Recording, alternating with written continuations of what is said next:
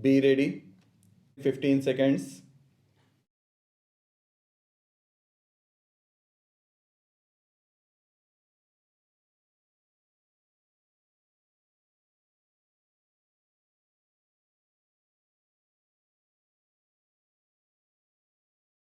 Sir, malpractices in elections are a problem, and the problem is getting aggravated day by day.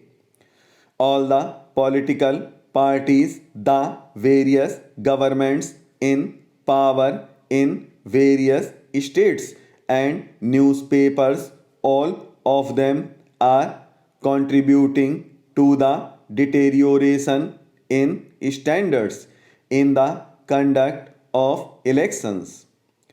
It is very unfortunate that all the political parties are inducting caste and communal politics into elections. Nowhere else and never the election result is decided on the basis of caste, and never a particular caste votes to only for a candidate from that particular caste. The high commands of all the political parties, while announcing their list of candidates for the various elections, say that they have given so many seats to Brahmins, so many to Thakurs, and so many to Jats. The system is getting on like that. All the political parties are contributing to this, and candidates are filled on the basis of caste. Sir, we are aware since representative elections have been introduced in this country, the elections results are never decided by known caste lines and known communal lines. When it is decided by such an emotional issue and not on the basis of the problems facing the country, how can we attribute caste for the result? During 1952, when elections took place in the composite Madras state, there was a representation at that time against the Communist Party.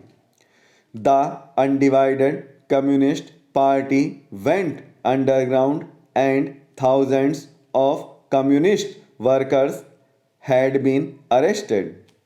They went to the court during 1952. Again, the Communist Party gained the public sympathy, and thereby most of the Congress people were defeated at the polls, and the Communist Party, with the help of Praja Party as well as other parties, was to come into power. But for the trick played by the then governor of Madras, and Sri C. Rajgopalachari was inducted to the upper house, and he was nominated as the leader of the Congress party in the legislature. He became the chief minister. Then during 1955 election took place in separate Andhra. The people felt that the Communist Party was arrogant, and they wanted to teach a lesson to them.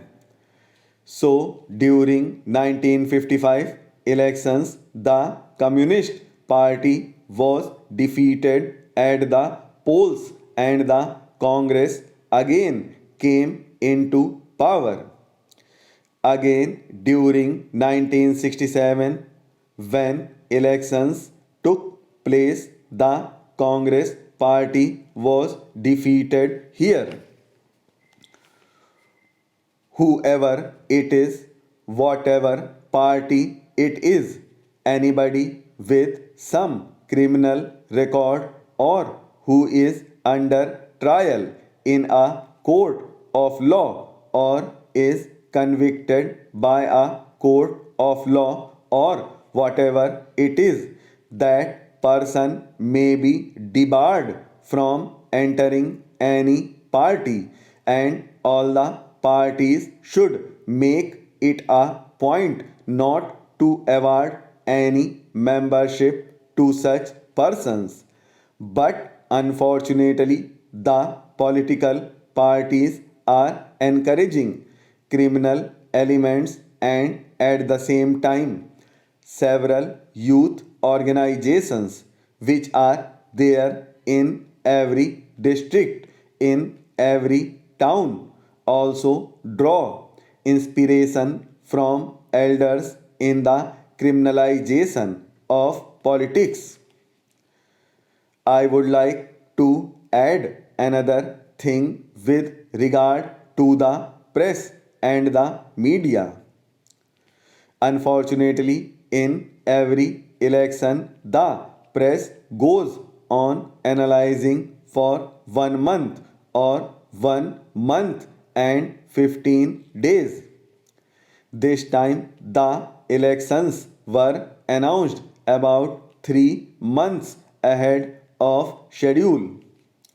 But all these 3 months, all the newspapers gave analysis stating there that are seven assembly segments in the parliamentary constituency, and in all the seven assembly segments, female voters are more than the male voters, and agricultural laborers are more than the agriculturists in the last elections in this constituency. So and so won the elections, but he was defeated in 1971, and again such and such parties took part in the elections in 1977.